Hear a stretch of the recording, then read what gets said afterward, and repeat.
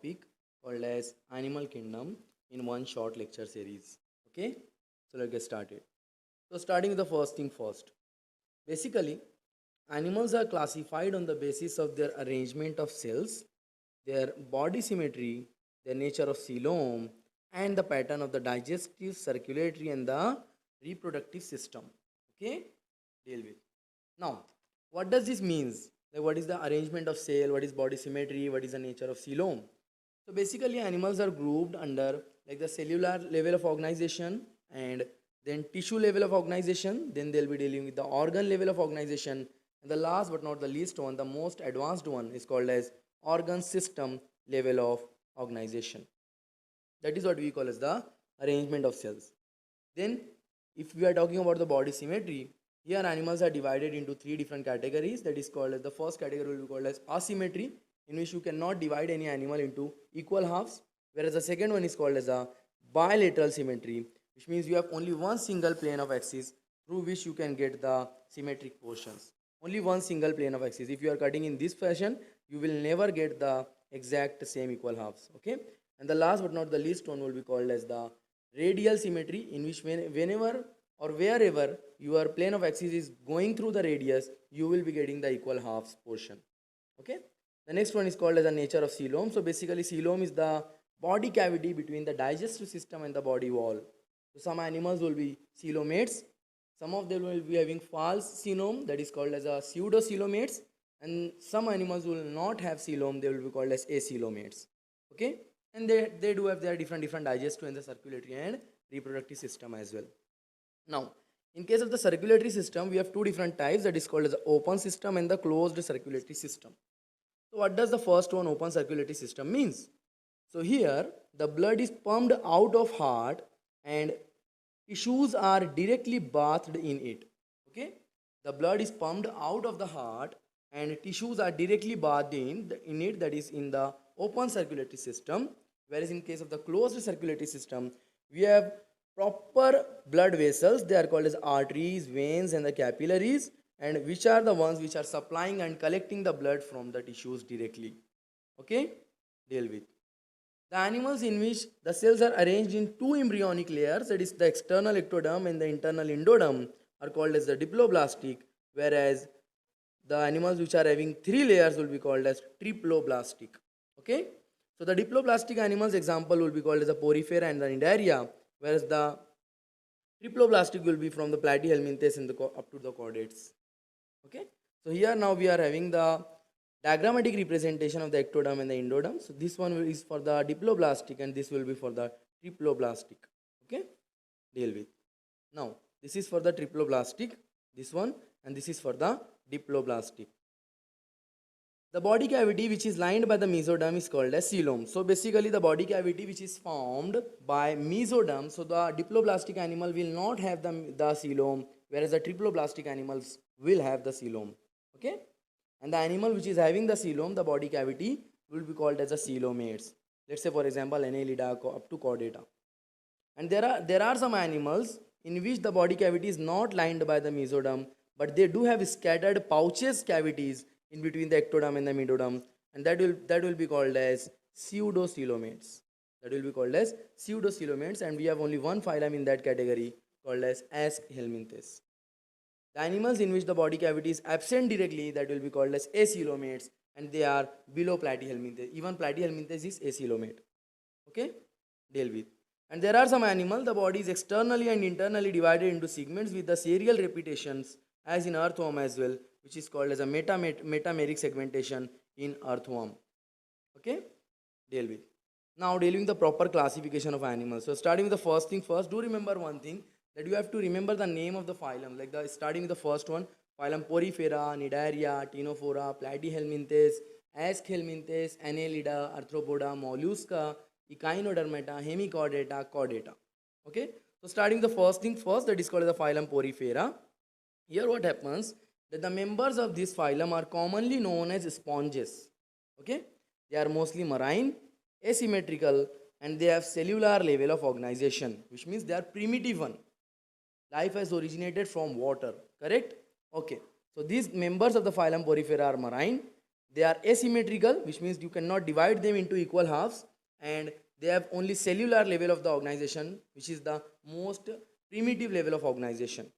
They don't have any proper circulatory system, but they do have water canal system or water transport system, okay, in which the water enters into their body by means of minute spores called as ostia into the central cavity called as spongocoel. The cavity between the body of the members of the phylum Porifera or the sponges is called as spongocoel. And the water goes out from the osculum. Okay? Water goes out of the body through osculum and water enters through ostia. Nutrition, respiration, and the excretion is performed by the pathway of the water transport system only. The water canal system is responsible for the digestive system, respiratory system, and the excretory system all. The skeleton of the sponges is made up of spicules, and they are also called as the spongin fibers. Okay, spongin fibers. Now their reproduction. So here the eggs and the sperm are produced by the same organism, which means they are hermaphrodite. Okay, they are hermaphrodite. The eggs and the sperm are produced by the same organism, which means they are hermaphrodite. Their asexual reproduction occurs by means of fragmentation, and the sexual reproduction by gamete formation. Okay, here we have some examples called as Sycon, Spongilla, and Euspongia. Sycon, Spongilla, and Euspongia.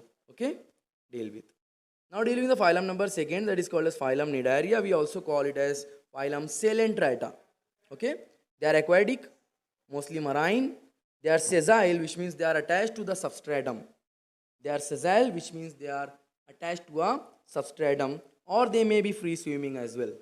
Okay, and they are radially symmetrical, which means whenever you are having their body and your plane of axis is going through the center, you will have the equal half. This is the center for me. So if your plane of axis is going through the center, you will be getting the equal half. Okay, deal with. They exhibit tissue level of organization, which means slightly advanced than the porifera. They are diploblastic, which means they have ectoderm and the endoderm in their germ layers, and they don't have the mesoderm. Okay, if they are diploblastic, they will be acoelomate. Okay, they will be acoelomate. Deal with. Now, okay, they show two types of body, that is called as a polyp and the medusa. Do remember the case that they show the members of the phylum Cnidaria show two types of the body. Either they will be in the polyp phase, or they will be in the medusa, or they will be switching from the polyp or the medusa. Okay, so the starting with the polyp is sessile, which means it is attached to a substratum. Okay, and polyp is fixed to a specific place. The body is cylindrical without gonads. The example is Hydra and Adamsia. Whereas medusa is a free swimming umbrella like, which has the four gonads like Aurelia and the jellyfish. So polyp, Hydra and Adamsia, medusa, Aurelia and jellyfish. And there are some special cnidarians which exhibit both the form, that is called as obelia. Now, polyp produces medusa. Okay? Polyp produces medusa through asexual manner. Okay, and medusa produces polyp through sexual manner. Okay, so polyp produces medusa through asexual reproduction, whereas medusa produces polyp through sexual reproduction. Now dealing with the third phylum, that is called as the phylum Ctenophora. So what happens here? So they are also called as a comb jellies. The members of the phylum Ctenophora are also called as comb jellies or sea walnuts. Okay, they are exclusively marine. They too have ectoderm and the endoderm only. They show radially symmetrical body, and they have tissue level of organization slightly advanced than the porifera. Their body bears 8 ciliated comb plates. Do remember the case. 8 ciliated comb plates are present on the body of the phylum Ctenophora members, okay, which is responsible for locomotion. Okay, and one of the most important characteristic of the phylum Ctenophora is bioluminescence. It is the ability to emit light in the presence of the ctenophores. It is present in the ctenophores in the presence of the enzyme called as luciferase. Okay, and the protein's name is called as luciferin, or simply you can call it as lucifer as well. Okay, luciferin is the name of the protein responsible for the bioluminescence, and it is activated by the enzyme called as luciferase. Okay, go through. They are also hermaphrodite. Okay, their fertilization is external, and development is indirect, which means they will be developing from the egg, then larva, then pupa, then adult. If the word development is indirect is coming in front of you, do remember the case that their young ones do not resemble to the parents, rather they show any another shape. They will be again going in the metamorphosis, changing their shape, and then again going for the second metamorphosis, egg to larva, larva to pupa, pupa to adult, and then they will be similar to their adults. That is called as development is indirect. And if you are going through a word called as development is direct, do remember the case that the young ones are directly resembling to their parents. Okay, and the fertilization external means like this fertilization only occurs in the water, because water is the medium for the attraction of the both gametes. Males and the females both will be releasing their gametes in the water, and the gametes will be attracting each other and they will be fusing there, and the formation of zygote takes place outside of the body of the female. That is called as fertilization external. Example for the phylum Ctenophora is Ctenoplana and the Pleurobrachia. Ctenoplana and the Pleurobrachia. Now dealing with the fourth phylum called as phylum Platyhelminthes. We can call them as the flatworms as well. Okay, flatworms as well. They are dorso-ventrally flat bodies. They show bilaterally symmetrical, which means if you are cutting them through a proper plane of axis, you will be getting two equal halves only. Okay, they are triploblastic, which means like the mesoderm has been entered, but still they are acoelomates. With organ level of organization. Now like they have slightly more advanced than the previous phylum. They are showing the organ level organization. They have special hooks and the suckers, because they are parasitic. If they are in the parasitic form, they will have the attachment. For attachment they will be having hooks, and for sucking purpose they will be having sucker. Okay, they have special cells which are called as the flame cells, responsible for the osmoregulation and excretion. Okay, their fertilization is internal, their development is indirect, and they are called as hermaphrodite, which means like they possess both the sex organs, the male and the female both. Okay, fertilization is internal. The example for the phylum Platyhelminthes is Taenia, Solium, Planaria, and the Fasciola hepatica. Okay, do remember one thing, that the Planaria shows highest level of regeneration. If you will be cutting this into three portions, you will be having this something like these portions, correct? And again these three will become complete whole individuals of Planaria. That is what we call as the highest level of regeneration. One more extra thing about Planaria, that Planaria is the only member of the phylum Platyhelminthes which is non-parasitic. Okay, which is non-parasitic. Now dealing with the fifth phylum, that is called as the phylum Aschelminthes. They are also called as roundworms. So they may be free-living, aquatic, terrestrial, or parasitic in plants or animals. They show bilaterally symmetrical. They are triploblastic, and they do not have proper coelom, rather they have scattered in pouches the mesoderm, that will be called as the pseudocoelomate. Okay, their alimentary canal is complete with well-developed muscular pharynx, starting from the mouth to the anus. That is complete alimentary canal is present, and they have muscular pharynx. They are dioecious. Okay, they are dioecious, which means sexes separate, and the females are longer than the males. Here females are longer than the males. The example is Ascaris lumbricoides, that is called as roundworm, whereas Wuchereria bancrofti, that is called as filarial worm, and the last is called as Uncyclostoma. Okay, deal with. Now dealing with the sixth phylum, that is called as phylum Annelida. They may be aquatic, they may be terrestrial, but they are bilaterally symmetrical, which means their body can be divided into two equal halves only.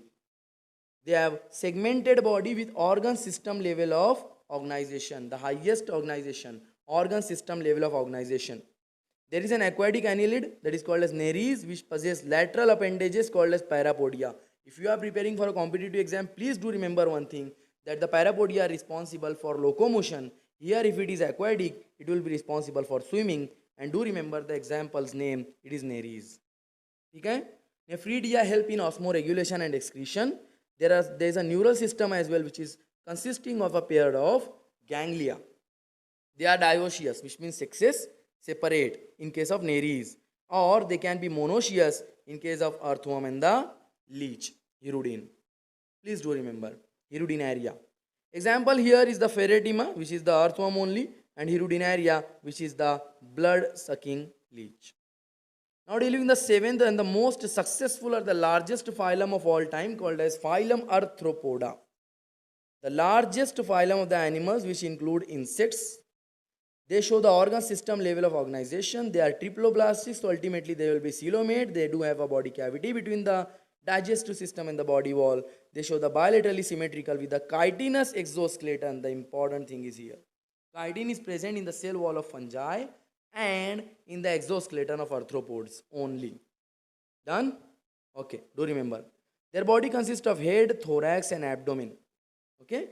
They have jointed appendages. That is the reason why they are called as arthropoda.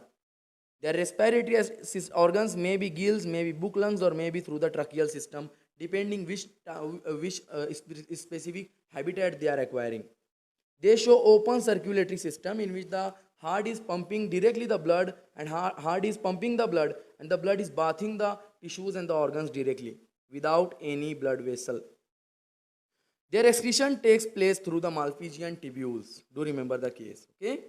Now, their sense organs are called as antenna or eyes. Their fertilization is internal, which means the fusion of the male and the female gamete takes place within the body of the female. Okay. They are mostly oviparous, which means they lay eggs. Okay. They lay eggs. Their examples. So there are some economically important arthropods as well called as Apis cerana indica, Apis dorsata, Apis mellifera, या Apis flori. That is called as honeybee. Or we have Bombyx mori as well, that is called as a silk worm. There are some vectors in the phylum Arthropoda as well, which is like the Anopheles, Aedes and the Culex. They are mosquitoes, different types.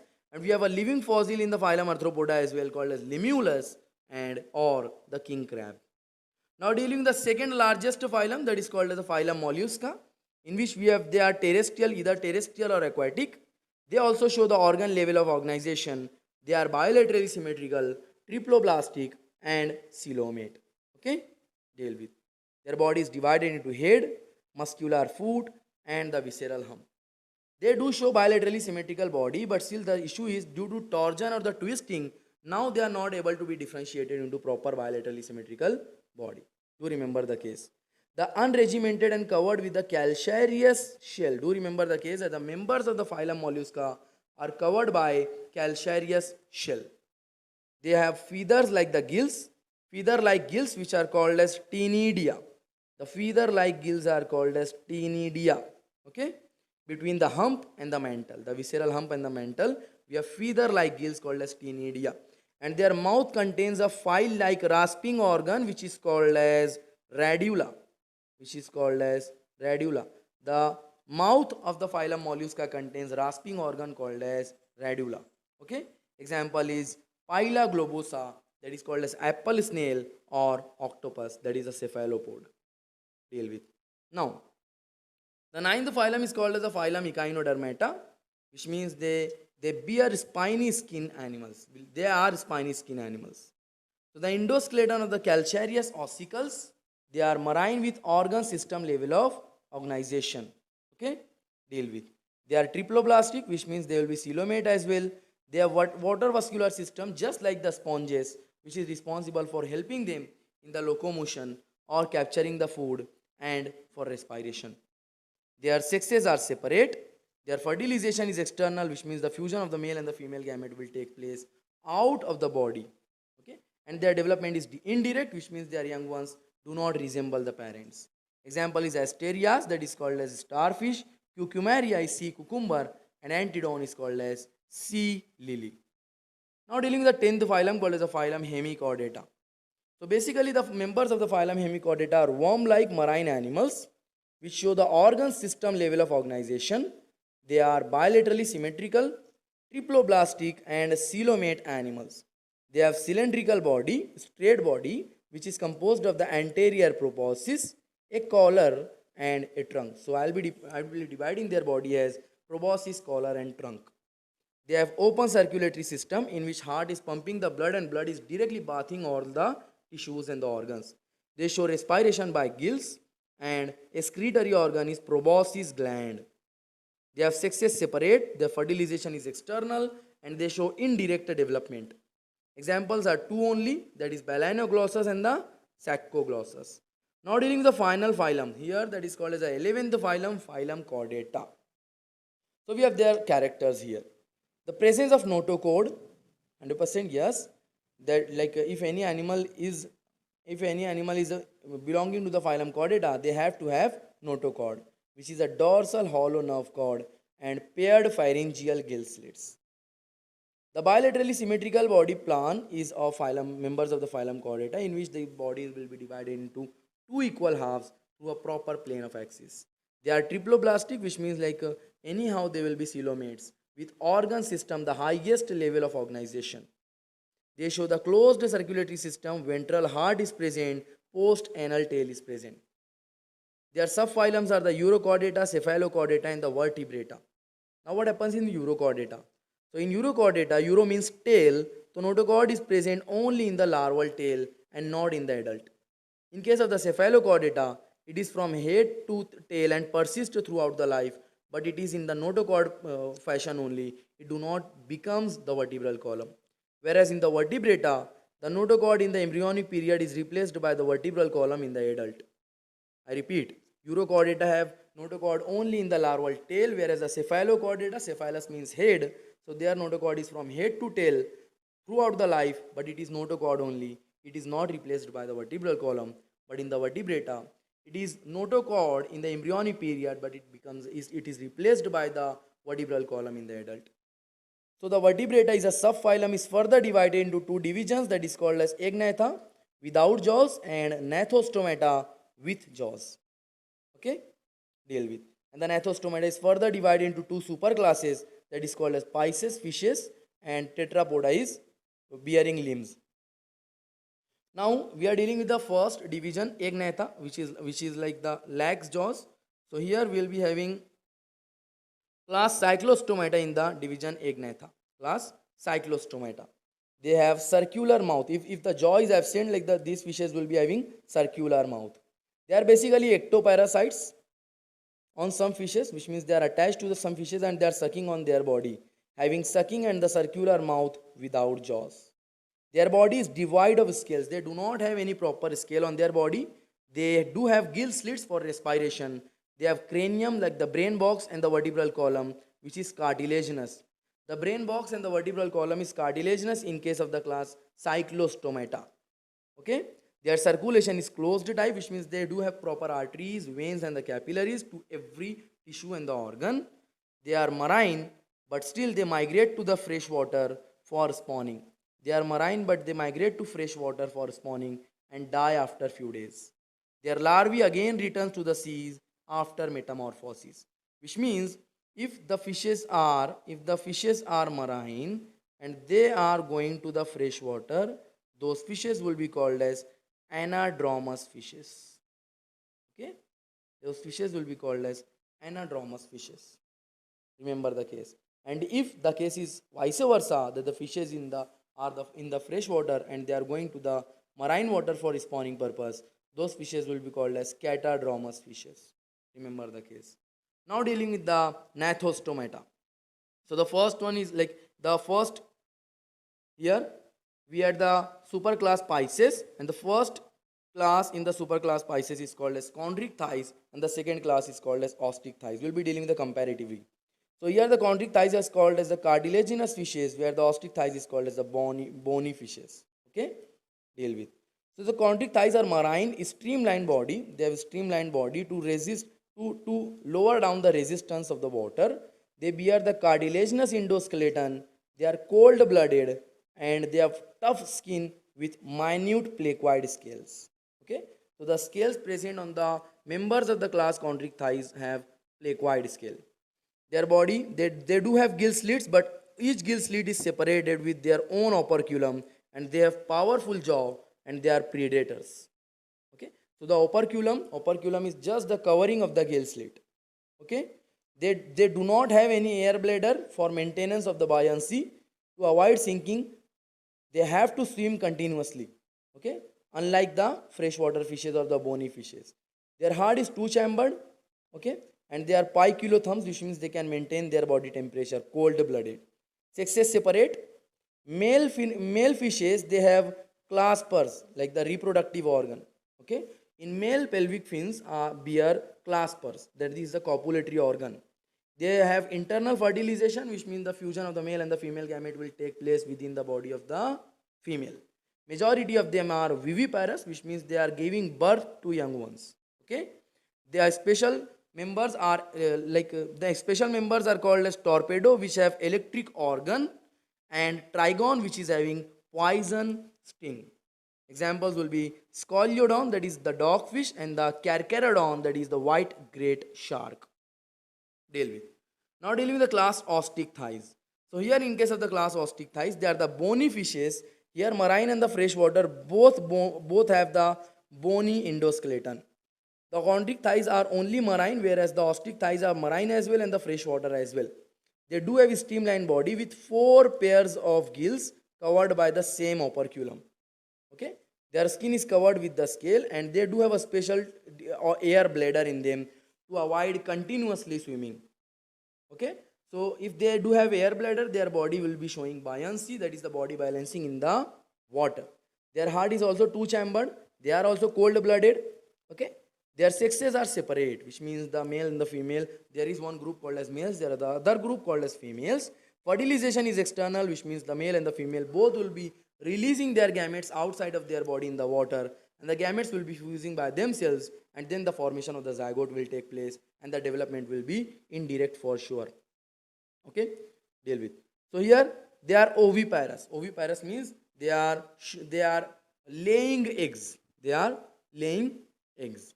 Example for the marine osteichthyes bony fishes is hippocampus, that is called as seahorse, or exocetus, that is called as flying fish. And examples in the freshwater will be Labiorohita, that is rohu, Katla, that is called as Katla only, and Clarius, in the common language it is called as Magur.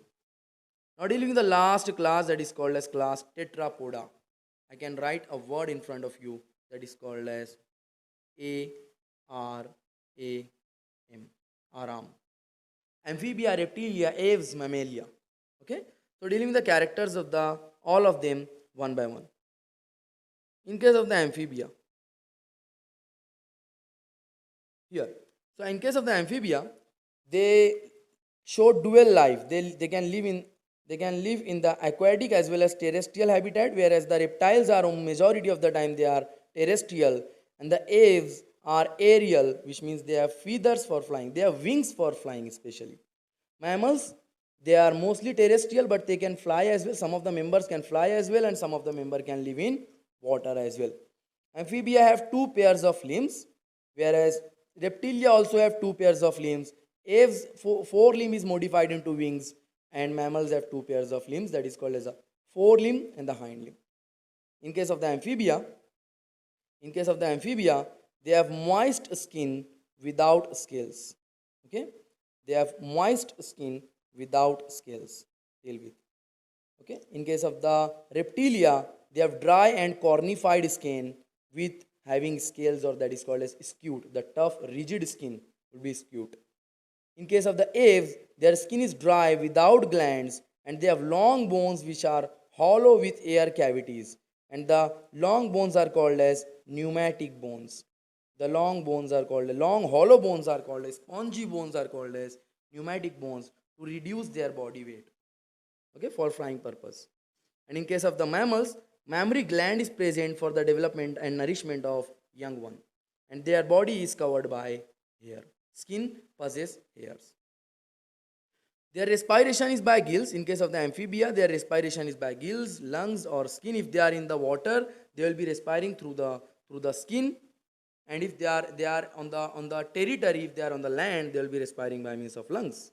Okay, but reptiles are respiring by lungs, birds are respiring by lungs, mammals are respiring by lungs. Okay, in case of the amphibia, their heart is 3-chambered, cold-blooded animals. In case of the reptilia, they have 3-chambered heart, but we have a exception as well, that the crocodilus has 4-chambered heart. In case of birds, their heart is 4-chambered, but they are warm-blooded, homeotherms. They cannot adjust. They cannot be in the they cannot tolerate wide range of temperature. Okay, their heart is 4-chambered. The mammal's heart is also 4-chambered. Okay. Amphibians are oviparous, which means they lay eggs. Reptiles are oviparous, which means they lay eggs. And aves are also oviparous, they lay eggs. But mammals are viviparous, they give birth to young ones. And a special mammal is there called as platypus, which is oviparous, which lay eggs. Okay. Example is rana here, rana tigrina, rana hexadactyla, or salamander for the example of amphibians, whereas we have chameleon, crocodilus, and the naja naja in the reptiles. Columba livia, Pavopistis, and the ostrich we have here in the aves. Platypus is the oviparous mammal, whereas the camel, dog, and the blue whale are viviparous, and the best examples is human for the class Mammalia. Done? Okay, so this was all about the complete one short lecture of the Animal Kingdom chapter. Hopefully, this lecture has been beneficial for you guys. Thank you very much for your so much support. If you do have any kind of questions as well, you can ask me there in the comment section. Okay, thank you very much.